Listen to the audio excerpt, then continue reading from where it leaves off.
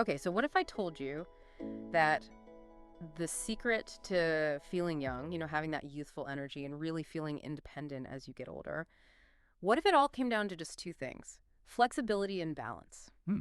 Interesting. I know it might sound a little too simple, but that's what we're diving into today because honestly, they're not just like these abstract concepts.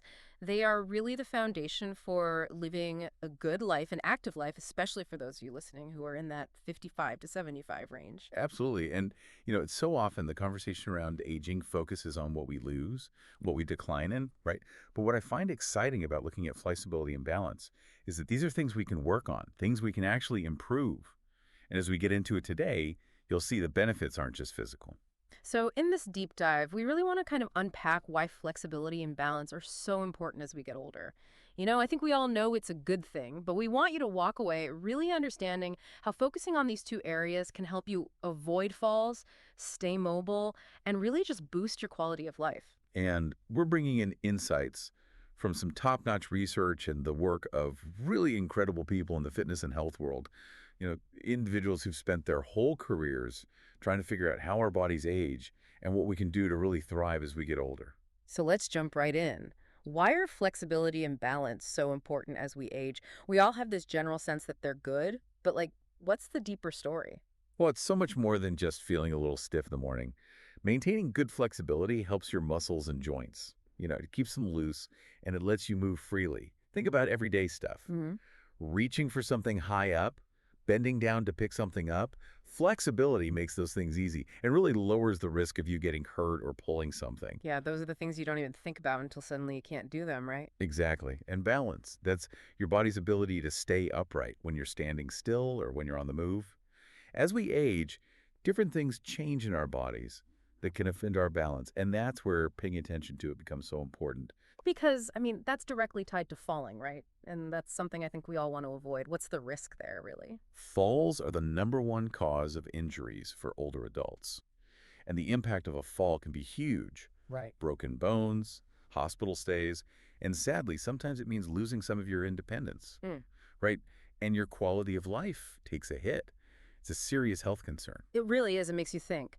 So it's not just about being active overall. It's about specifically targeting these two areas to address a really, prevalent and serious risk. Exactly. By incorporating exercises that challenge and improve both our balance and our flexibility, we can significantly lower that chance of falling, stay more stable, and keep living life the way we want to. So who are some of the leading voices in this field that have really shed light on this connection between flexibility, balance, and healthy aging? One person whose work is really fascinating is Dr. Joan Vernicos.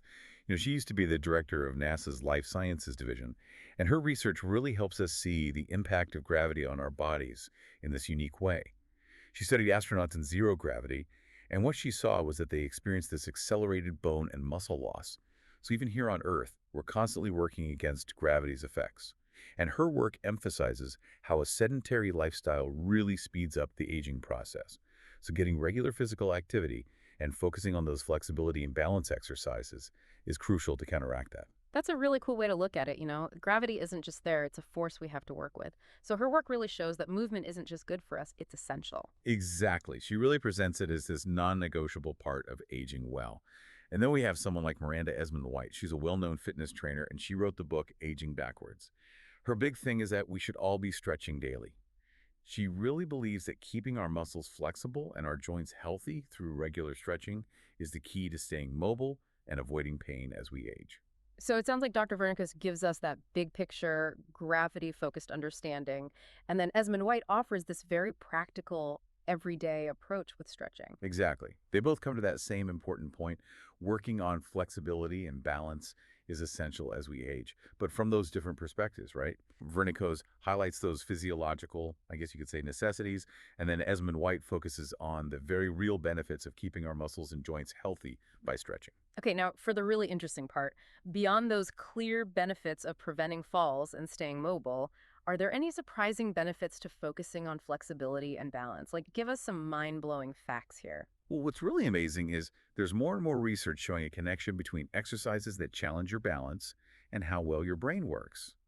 Studies have shown that things like Tai Chi and yoga, which really require you to focus on your balance, can actually boost cognitive health. The thinking is that these types of exercises stimulate the prefrontal cortex, the part of your brain that handles planning and making decisions. As you're concentrating on where your body is in space and how you're moving, you're strengthening those neural pathways. Think of it like roads connecting different areas of your brain. These exercises help maintain those roads, keep them in good shape. Wow, so it's not just about physical well-being, it's about keeping our minds sharp too. That's a pretty amazing bonus. It is. And even with flexibility exercises, the benefits go beyond just preventing injuries. Like improved circulation, that's a big one. When you stretch, you increase blood flow to your muscles and organs. And that has a ripple effect of positive things for your overall health. Yeah, makes sense. More blood flow means more oxygen and nutrients getting where they need to go. Precisely. And you might be surprised to know that flexibility exercises have also been linked to lower stress levels. Yeah. The simple act of stretching can help release tension that builds up in our muscles, which can be incredibly calming for our minds. So it's like this great cycle of physical ease leading to mental well-being. So it's not just about avoiding the bad stuff as we age, like falls and stiffness, but actively working towards these good things. Better brain function, better circulation, even less stress. It really changes your perspective, doesn't it? It does. It goes from just preventing things to being this proactive way to boost your vitality. All right, you've convinced us flexibility and balance are super important. So, what can our listeners actually do to improve in these areas? What are some real actionable steps they can take? There are a few things that are easy to do and really effective. Hmm. Let's start with Tai Chi. We've talked about it a bit already, but this ancient Chinese practice is amazing for improving balance and coordination. You know those slow, deliberate movements? Well, they force you to constantly adjust your center of gravity, and that really challenges and refines your stability. You become so much more aware of your body and space. Even adding a few short Tai Chi sessions into your week can make a difference. I always see people doing Tai Chi in the park, and it looks so beautiful and effortless. So, it's great to know that there are all these real benefits beyond just how it looks. Absolutely. And then there's yoga. It's known for increasing flexibility, but it's also really good for building core strength, and those core muscles are essential for good balance. And the great thing about yoga is there are so many different types. You can definitely find one that matches your fitness level and what you enjoy doing. And you don't have to be able to bend yourself into a pretzel to do yoga. Right. There are options for everyone. Right. Lots of studios and online platforms offer classes specifically for beginners, where they focus on basic poses and gentle stretching. Even those gentler movements can make a big difference in your flexibility and core strength. What about exercises specifically for balance? Are there things people can do at home? There are, and some of them are really simple. Try standing on one leg for a little bit while holding onto a sturdy chair for support. Or, if you feel more steady, you can use a balance board. Even just walking heel to toe, really focusing on how you place your feet can help improve your balance. Those sound like things you can easily fit into your day, even just while you're waiting for something in the kitchen. Exactly. And then, stretching.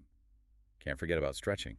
Making stretching a daily habit, even if it's just for 10 or 15 minutes, can do wonders for keeping your muscles flexible and your joints mobile. Focus on those major muscle groups, your legs, hips, and shoulders. So it's better to stretch a little bit each day than to try and cram it all into one long session every once in a while. Being consistent is key when it comes to flexibility. And last but not least, don't underestimate the power of just staying active. Regular walking, some light cardio, those things help with overall mobility and contribute to your sense of balance too. Just getting out and moving, it all ties together, right? It does. It all works together. Now let's get a little creative here. Are there any maybe less traditional, more fun ways to improve flexibility and balance that our listeners might enjoy? Oh, for sure. Have you thought about dance classes? Dancing is a fantastic way to improve both flexibility and balance. Plus, it's a mood booster and a great way to be social, which is important for all of us, especially as we get older. I love that. You might not even think of it as exercise, but Yeah. you're getting a great workout, physically as you move and mentally as you learn new steps. Exactly. Another interesting approach is combining mindful meditation with some gentle movements. This can help with both your mental focus and your physical balance by strengthening that mind-body connection. It's about being more aware of your body, how it's positioned, how it moves. That sounds really intriguing. It's a more holistic approach that addresses both the mental and physical sides of balance. Yes, it's about cultivating a greater sense of, I guess you could say, awareness of your body. So, as we wrap up this deep dive, let's bring it back to you, our listener. What's the most important thing we want you to take away from our conversation today? The main message is this. Making flexibility and balance a priority isn't just about staying in shape physically. It's really about staying independent, having a good quality of life, and being able to keep doing the things you love for years to come. It's about staying in control, right? Being able to move and live the way you want. Exactly. By spending even a little time each day focusing on these things, you're making an investment in your future well-being. The benefits, they're real, and they touch every part of your life. So, if you're feeling inspired after listening to this and you want to work on your flexibility and balance, we encourage you to try some of the exercises and activities we've talked about. Experiment a little and see what works for you, whether that's stretching in the morning, finding a Tai Chi class, or even just putting on some music and dancing around your living room. Every little thing you do adds up, and as you keep at it, you might find that you're not just getting physically stronger, but you're also feeling more energetic and clear-headed. And on that note, here's something to think about. Considering this deep connection between moving our bodies and how healthy our minds are, what other everyday things that we might not even think about could actually have big benefits for our well being in the long run? It makes you realize just how connected our minds and bodies truly are. Thanks for joining us on this deep dive, It was great to be here. and we'll see you next time. See